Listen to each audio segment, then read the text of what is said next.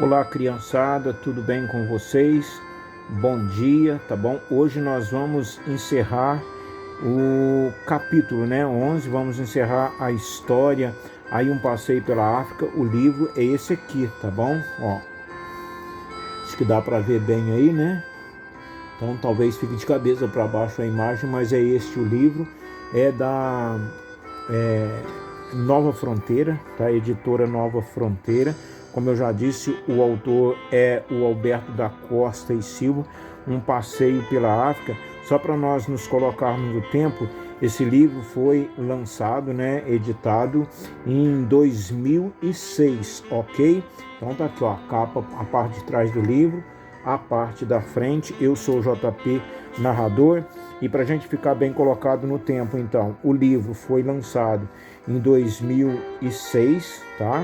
Pelo menos essa edição aqui é de 2006, da Nova Fronteira, Rio de Janeiro, beleza?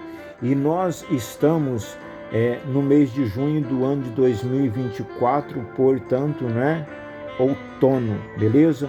Musiquinha de fundo aqui. Hoje eu não vou mostrar o fundo da rodovia dos Bandeirantes, porque eu queria mostrar exatamente a capa do livro para vocês. Então vamos ver aí o último capítulo, A surpresa. Vamos ver que surpresa é esta. Eu vou ler para vocês, prestem bem atenção. Agradeço já de antemão por nos acompanhar aí, tá bom? E se for possível, inscreva no nosso canal, deixa sempre um joinha lá para nós também, beleza? Bom, em Dakar era esperado por uma senhora simpatíssima. As crianças eram esperadas lá em Dakar. Quem era essa senhora? Era a dona Isabel, uma brasileira que ensinava na universidade. Ela os levou para conhecer a cidade que se espalhava por uma enorme área. Dakar, explicou dona Isabel, sempre tivera muitos contatos com o Brasil. Ali faziam escala muito dos navios e aviões brasileiros que iam para a Europa ou que da Europa voltavam para o Brasil. Quando ainda não havia aviões a jato, os aeroplanos a hélice eram obrigados a descer em Dakar ou então no arquipélago de Cabo Verde para reabastecer e poder seguir viagem novamente. Nas ruas misturavam-se pedestres, automóveis e motocicletas, mas o que chamou a atenção daquelas crianças foram umas moças lindas, altas, de turbante, vestidas com umas roupas muito justas de cor única que cobriam com uma espécie de ampla túnica de tecido branco transparente. Essa túnica era diáfana, pretendia ocultar, mas revelava ainda mais a beleza de seus corpos e a elegância com que caminhavam. Quem caminhavam? Aquelas moças, obviamente, não é? Bom, são mulheres jalofas, esclareceu dona Isabel. Os jalofos formaram, no passado, vários reinos: Jalofo, Baiol, Caió, Sine e Ualo. Eu não sei se estou pronunciando certo, mas pelo menos dá para ter uma ideia, Eram cavalheiros admiráveis e de tal modo sabiam domar os animais que estes os obedeciam em tudo. Se um deles dizia ao seu cavalo que se deitasse, ele deitava. E se pedia para que se levantasse, ele levantava. Se o dono corria a pé, o cavalo o seguia como se fosse um cão. Levados para Portugal no século XV, alguns cavaleiros jalofos deram um espetáculo que ficou na história. Em pleno galope, saltavam com a mão na sela do cavalo para o chão e do chão para o cavalo. Abaixavam-se para pegar uma pequena pedra que se jogava no caminho ou ficavam de pé sobre a sela e se viravam para a frente e para trás. Verdadeiro espetáculo mesmo, né, criançada? Deve ser muito bonito um lance desse, não é? Bom, vamos lá. Como cavaleiros de circo? Indagou Zezinho.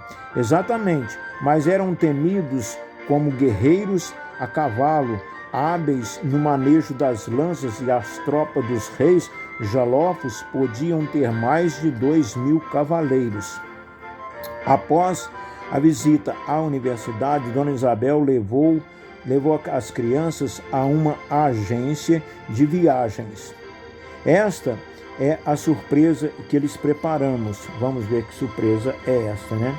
Esta viagem de vocês era apenas a África Atlântica, a África que fica defronte do Brasil. Como vocês, porém, manifestaram o desejo de conhecer em liberdade os animais africanos, irão dar então um salto até o outro lado do continente, banhado pelo Oceano Índico. Amanhã vocês seguirão para o Quênia a fim de visitar um de seus parques naturais. Que maravilha, né, pessoal? As crianças ganharam aí então uma viagem para o outro lado da África.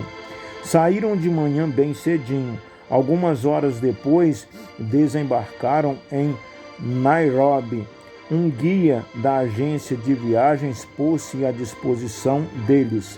Amanhã mesmo começaremos nosso passeio.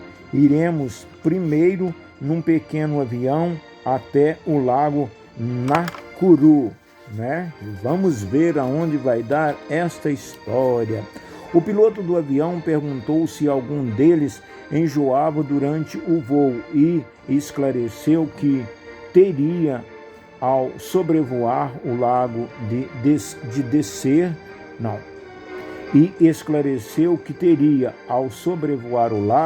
de descer rapidamente, quase na vertical, antes de efetuar um voo rasante sobre as águas.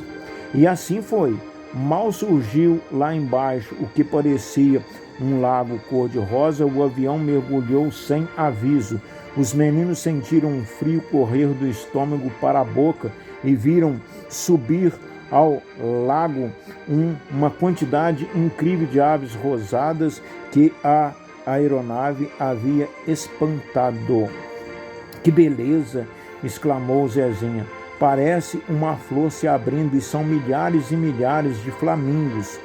Quando o avião começou a afastar-se e os flamingos foram retornando em grandes bandos ao lago. Olha, enquanto isso, né, os flamingos foram voltando em grandes bandos ao lago.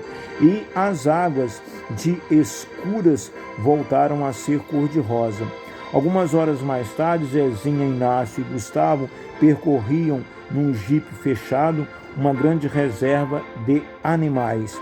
Já tinham visto manadas de zebras, antílopes e girafas de longe, porque era perigoso aproximar-se, um enorme rinoceronte. E bem de perto viram também os leões deitados a dormir. Isto foi maravilhoso para aquelas crianças, né?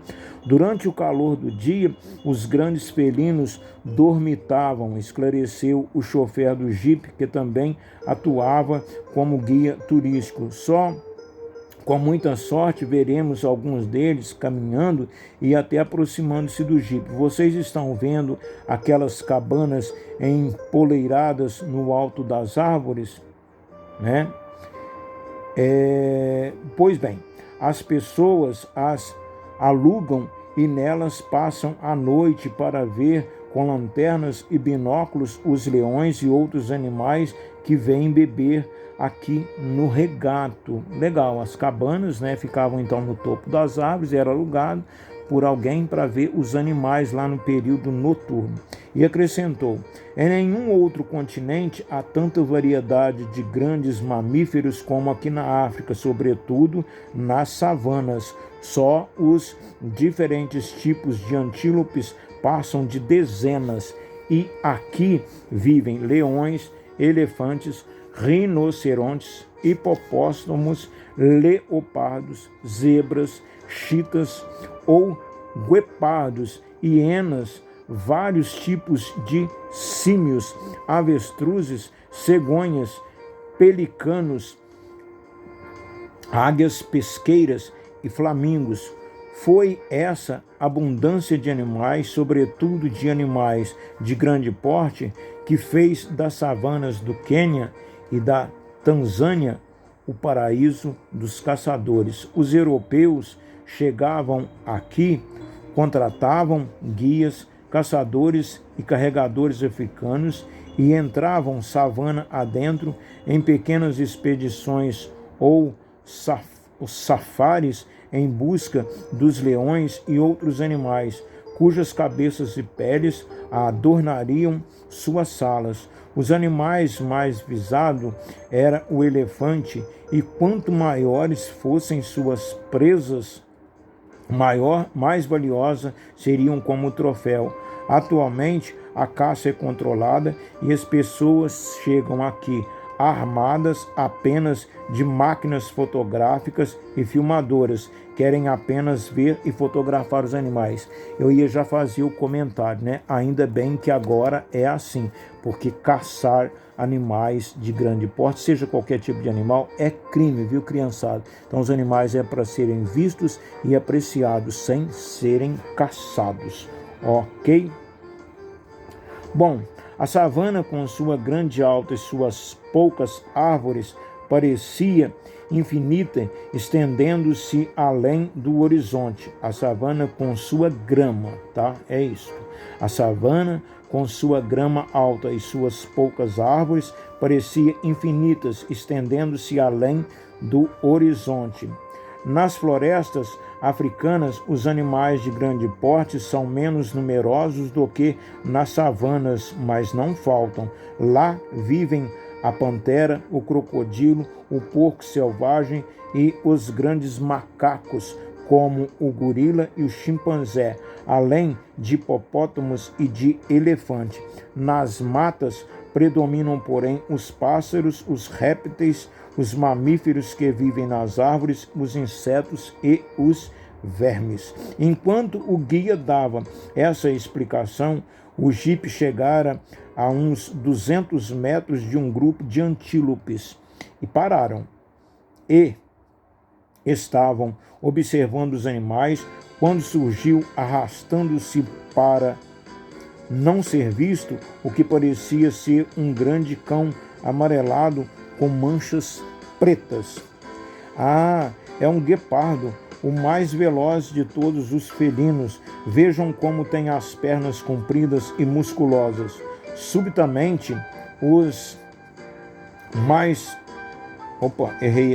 Subitamente, os antílopes começaram a correr e o guepardo correu atrás deles. As grandes pernas maiores do que o resto do corpo, como se fossem molas. Parecia claro que já escolhera dentre os antílopes a sua presa. Concentrou-se em persegui-la numa velocidade tamanha que não demorou em alcançá-la e derrubou-a, e pouco depois lhe arrastava os pedaços para a sombra de um arbusto. Animal caçando animal, aí é uma outra história, não é isso? Que pena que eu não tenha trazido uma filmadora, exclamou Inácio. Não nos disseram antes da viagem, cortou Zezinha, que não trouxéssemos sequer máquina fotográfica, porque os africanos em sua maioria não gostam de ser fotografados. Alguns afirmam que a fotografia pode roubar-lhes a alma, outros que lhes tira dias de vida, e há muitos que não querem ver sua intimidade invadida ou ser motivo de curiosidade para ninguém. Ah, é verdade, disseram, retrucou Gustavo. mas não me arrependo de não ter trazido máquina fotográfica nem filmadora, porque estou certo de que guardarei na memória todas as imagens deste nosso passeio por algumas partes da África. E foi relembrando essas imagens que eles viajaram do Quênia para a Europa, a caminho do Brasil. E iam felizes. Num dado momento, o piloto do avião recomendou que olhassem pela janela o grande deserto que se estendia lá embaixo. Do alto, o deserto parecia um oceano castanho e avermelhado. Zezinha, Gustavo e Inácio sorriram para disfarçar a emoção. Vamos começar tudo de novo? Perguntou Inácio. Vamos, responderam ao mesmo tempo Zezinha e Gustavo. Então, comandou Inácio, vamos fingir que não estamos num avião a jato, que cada um suba em seu camelo e se agarre firme à sela que lá vamos. Aqui, pessoal, termina então a nossa historinha, né, com essa página final aqui, ó, tá? Então, é maravilhoso, né, pegar uma história dessa, né, e contar para a criançada, né? O livro, ele tem algumas gravuras, tá? Vou passar rapidinho algumas delas para vocês, ó, gravura, né? Bonitas gravuras, ó. Não dá para apreciar muito, né? Porque a gente, a imagem é feita aí, ela não fica muito legal. Mas vou mostrando rapidinho para vocês aqui, tá bom? Então, assim, ó, foi por esse livro que nós passamos aí durante esses 11 capítulos, ok? Então, espero que vocês tenham gostado da historinha, ok? Porque é interessante nós conhecermos histórias e cultura diferente da nossa, né? Aqui nós fizemos um passeio pela África, contamos em 11 capítulos toda essa historinha e, de alguma forma, avançamos um pouco mais na aula de história também, né? Porque além das histórias do Brasil, passamos aí por um pedaço da história africana, não é isso? E eu fiquei maravilhado, porque eu também viajei nesta história com vocês, ok? Então, eu fico feliz por ter tido vocês comigo durante esses dias aí, nessa historinha, tá bom?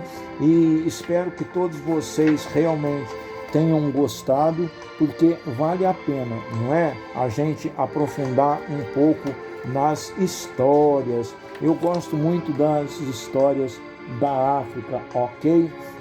Sei que vocês também, com certeza, gostaram, né? Desculpa aí os meus vídeos, eles não são editados do jeito que eu faço. Eu coloco para vocês verem, porque são todos assim de forma muito original, ok?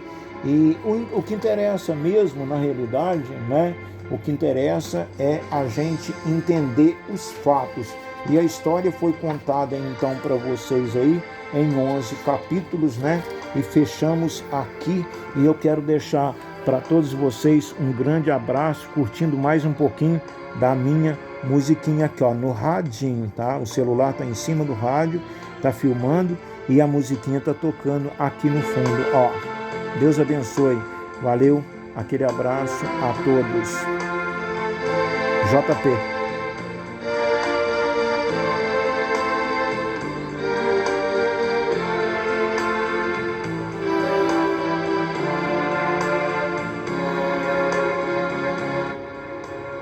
Gente, que Deus abençoe a todos. Valeu mesmo. Aquele abraço. Tchau, tchau e até uma próxima história.